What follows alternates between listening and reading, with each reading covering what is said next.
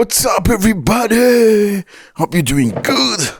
It's a beautiful day. Thank you very much for stopping by. It's actually a very beautiful day, fellas. Today's my birthday. Yeah, I feel good. I feel strong. And I also want you to send me money. Okay, send me money for my birthday. Okay, just reach out to me on Instagram. I'll give you the details. Send me money. Stop reminiscing. Send me money, okay? Thank you very much for stopping by. I appreciate you.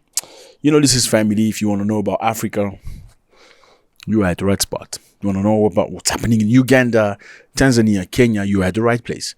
You want to know what's happening in South Africa, we're going to bash them a little bit later. You're at the right place. Want to know about Nigeria, you're at the right place. Okay, so talking about Nigeria, this is Nigeria. Okay, today we're going for Nigeria. Bear with me. 86 people have been unalived in Nigeria.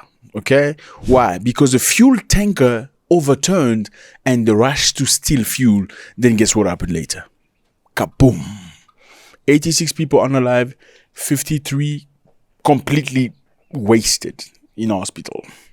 Information about a deadly tanker that crashed between Diko and the Maje Road here in Rwanda local government area of Niger State.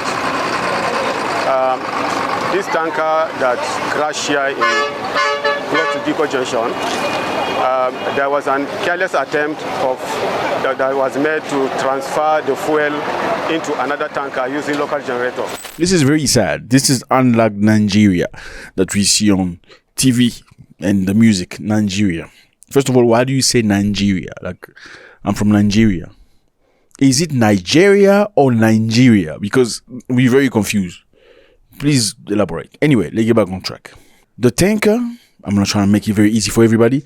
At least 86 people were unalive in central Nigeria on Saturday when fuel tanker that had overturned burst into flames, burning those who had rushed to collect gasoline.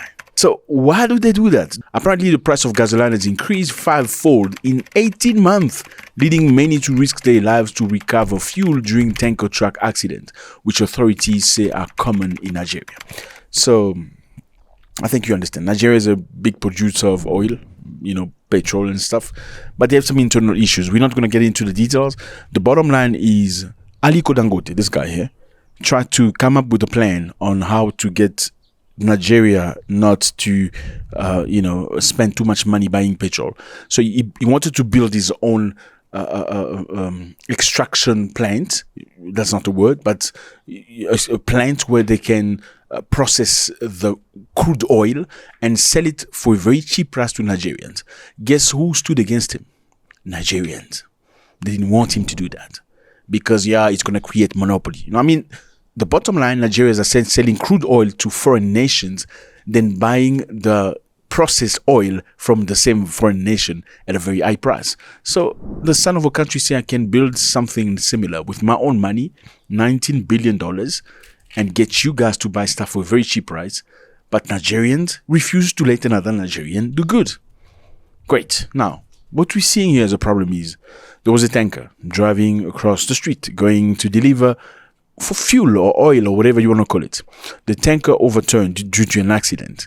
When the tank overturned, instead of people just running and saying, okay, let's help the driver, let's see if it's still alive, let's make sure nobody's injured, they ran trying to steal the oil from the tanker. So apparently somebody brought a generator, to use a generator as a pump to pump the oil that was falling on the floor. That's how clever people are. It went kaboom, and everybody was unalived. Well, I don't know how to feel about this. Now, are these people going to go to heaven or they're going to go to hell? I'm just asking. Like, is God going to say, okay, you guys were hungry, you just went to steal a little bit of oil or petrol so you can sell fuel, however you want to call it, and buy bread for your children? Or you were actually thieves, therefore you're going to go burn to hell for the rest of your life? No, is it life for the afterlife? I'm just asking. Now, whose fault is this? Is this the government fault because these people are surely poor? That's why they went to steal gasoline or petrol or oil or whatever you want to call it from these tankers? Or do you think this is just the responsibility of these people who are just thieves? Does poverty transform a good man into a thief? I'm just asking. Do you think everybody that becomes a thief was necessarily a good person. It's because of poverty he became a thief. I don't know how I feel about that, because then why doesn't everybody who needs money become a prostitute? Because since they say prostitute, a prostitute because they need money. Not everybody becomes prostitute because they need money. Not everybody goes to steal because they need money. So you must have some level of thievery in you to go steal when you're hungry, right?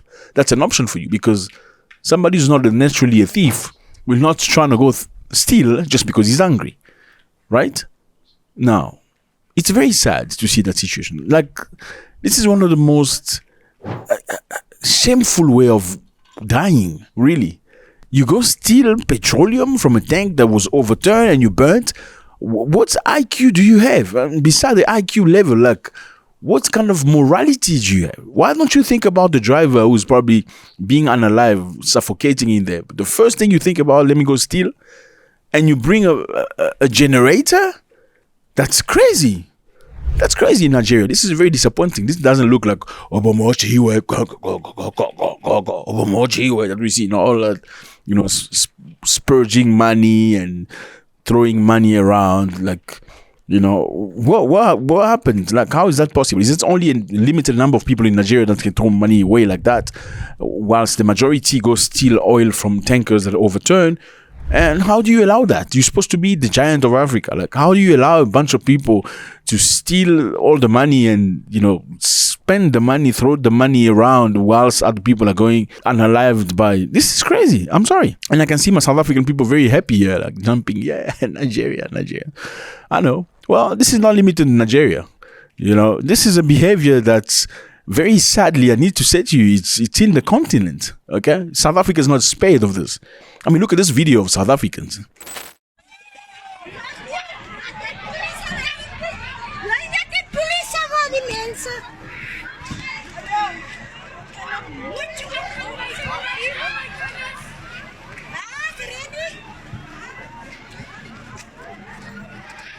Okay, what was this? Look at this. This is a truck that carries Coca-Cola that's had an accident. Instead of these people going to help the trucker or the truckman or the driver, they just jumped and went to steal the content of the truck. Stole the drinks. They just stole.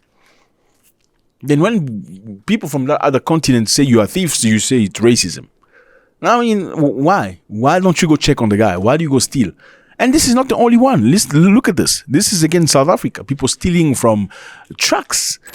Thatha ukhostala imbhede yokuhambile usithatha isitengo sofa sambile badila nenyama ke manje nayo lapha esente ziyakhala umuntu usaphila ngapha nayo nemuzi yakhuluma yaphefumula kodwa nje kubi hayi kubi bashayiwe abantu amafoni ahambile ngibalekile mina ayocasha ngisamnyama ngibuyile ke manje.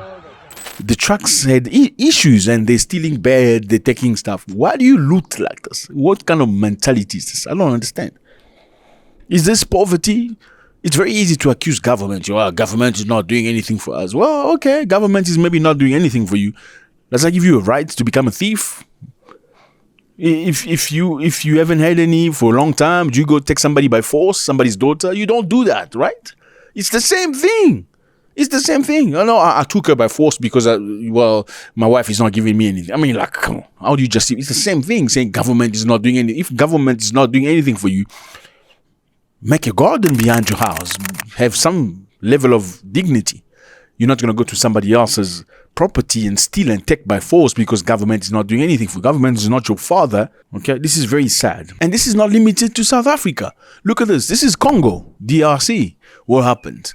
So apparently there was a car of bread something, the company that moves bread from one area to the other. The car had a car accident. The driver was inconscient while people were jumping into the car trying to pull bread and how?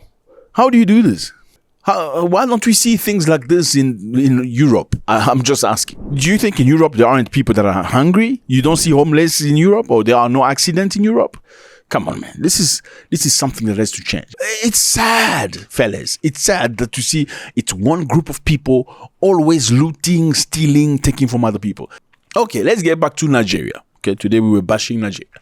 It wasn't about South Africa or Congo or anybody else for that matter. Okay, so what happened in Nigeria? So after 2023, President Bola Tinubu abolished a fuel subsidy, driving up food and transport costs.